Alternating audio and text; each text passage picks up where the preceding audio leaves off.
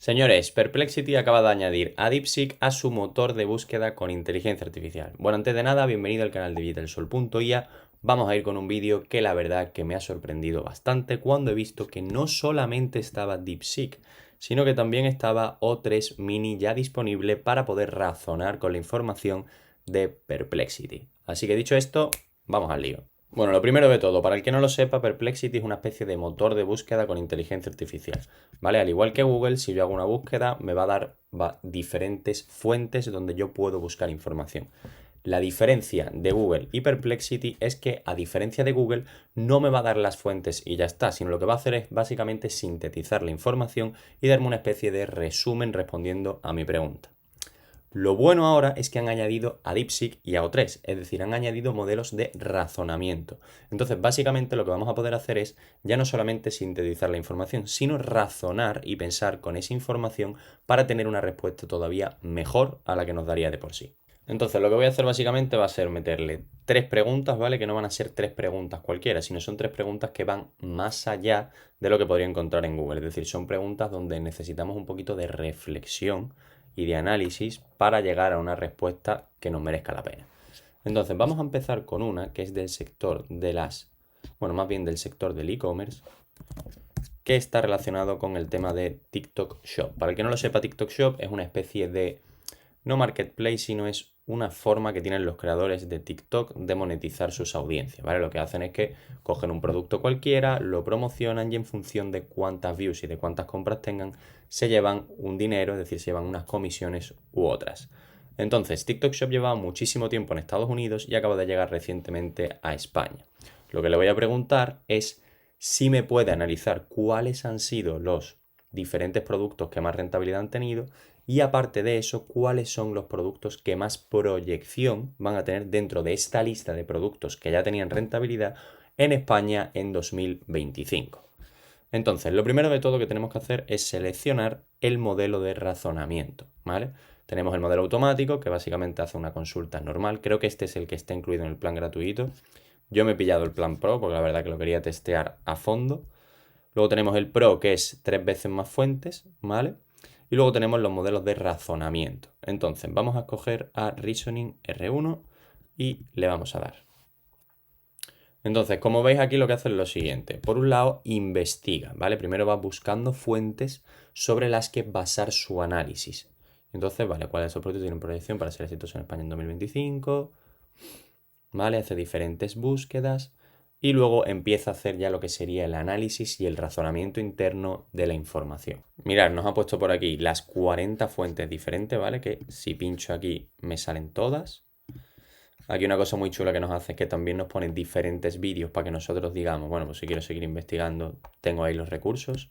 Y luego aquí abajo nos pone todo el análisis. Mirad, nos ha sacado los productos líderes en Estados Unidos por nicho, belleza y cuidado personal, moda rápida y accesorios, tecnología y gadgets. Y luego aquí abajo nos ha puesto cuáles son los productos dentro de esa lista con mayor proyección. Entonces, por un lado nos ha puesto una tabla con productos destacados y luego los factores claves del éxito. Lo bueno que tiene esto es que, claro, es capaz de entender para qué lo quiere hacer y te va dando va buscando con esas fuentes las respuestas. Entonces, fijaros, aquí por ejemplo, nos pone de dónde ha escogido lo que sería la información. Después aquí abajo también nos da unas diferentes estrategias comprobadas para el mercado español.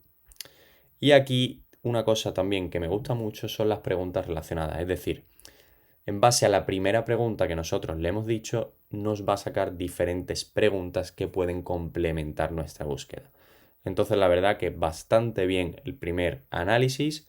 Es cierto que quizás no he interpretado bien lo que era mi pregunta, porque yo en la rentabilidad lo que quería saber era un poco más el tema del margen de beneficio. Pero bueno, ha sido culpa mía porque no lo he especificado en el prompt.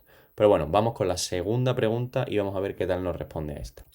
La siguiente pregunta es una pregunta un pelín más técnica, ¿vale? Básicamente le he preguntado cuál cree que será el futuro de los pagos por criptomonedas entre personas cotidianas, si va a ser Bitcoin o si va a ser el USDT. Para los que no lo sepáis, el USDT es básicamente una moneda que replica al dólar. Es decir, si un dólar vale 1,36 euros, pues el USDT replica siempre al dólar y va a valer eso. Entonces, claro, es una herramienta muy útil para hacer pagos entre criptomonedas porque sabes que es como, por así decirlo, es estable. ¿vale? A diferencia de Bitcoin, que Bitcoin tiene muchísima volatilidad. Un día te sube un 30%, al día siguiente te baja un 40%. Entonces, claro, para hacer pagos se complica un poco. Pero bueno, como siempre se ha dicho que iba a ser el medio de intercambio digital del futuro y tal, pues quiero saber cuál es la opinión de esta IA en base a esa pregunta. Así que vamos al lío. Pues básicamente se lo hemos puesto y lo que nos comenta aquí es efectivamente un poco lo que yo he comentado, ¿vale? Tendrán roles complementarios en los pagos entre personas, pero con predominancia de las primeras en transacciones cotidianas.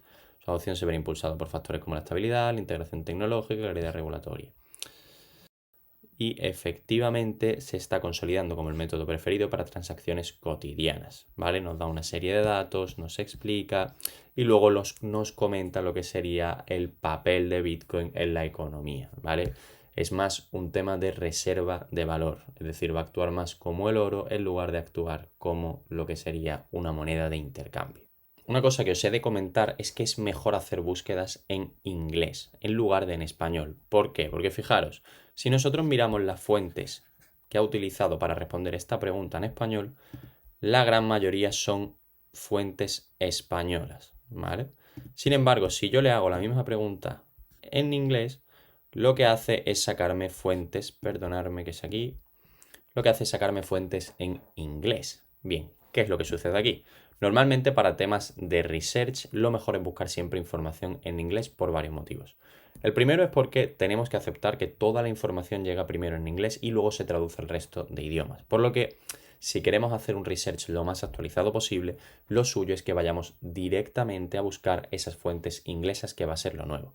Y en segundo lugar, si consumimos información en español, lo que estamos haciendo es limitarnos simplemente a lo que ha escrito un español. Sin embargo, si buscamos en inglés, podemos ver la información que ha escrito cualquier persona de todo el mundo.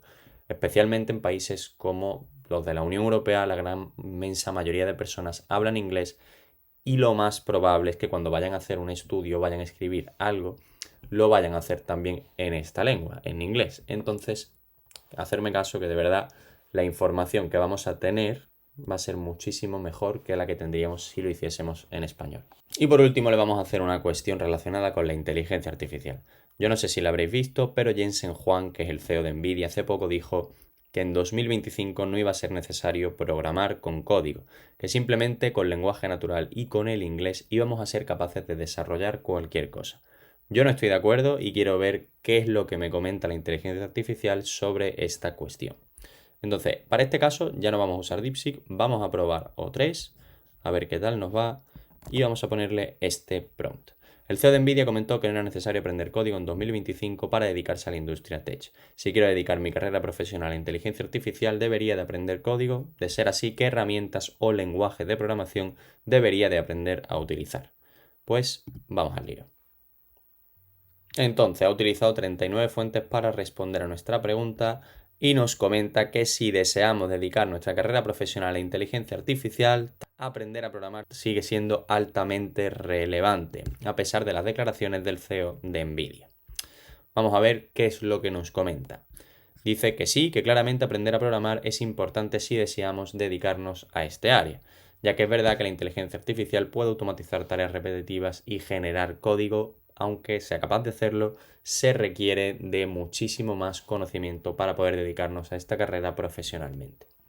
Entonces, además de eso, nos ha dicho cuáles son los lenguajes y herramientas clave que tenemos que aprender, cuáles son las herramientas y los frameworks y una serie de habilidades adicionales importantes que deberíamos de incorporar a nuestra mochila de herramientas. Entonces, la verdad que muy bien respondido a esta pregunta, nos ha dado un montón de información, nos ha dicho precisamente lo que queríamos saber.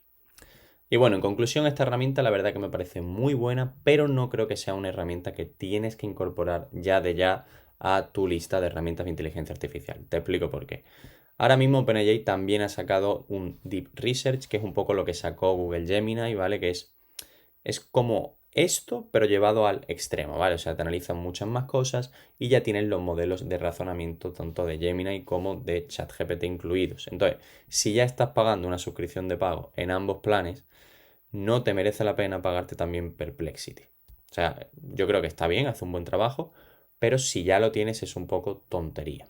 Entonces, dicho esto, Muchas gracias por ver el vídeo, suscríbete, déjanos un like, que la verdad que nos ayuda muchísimo a poder seguir haciendo estas reviews y este contenido. Nos vemos en el próximo vídeo.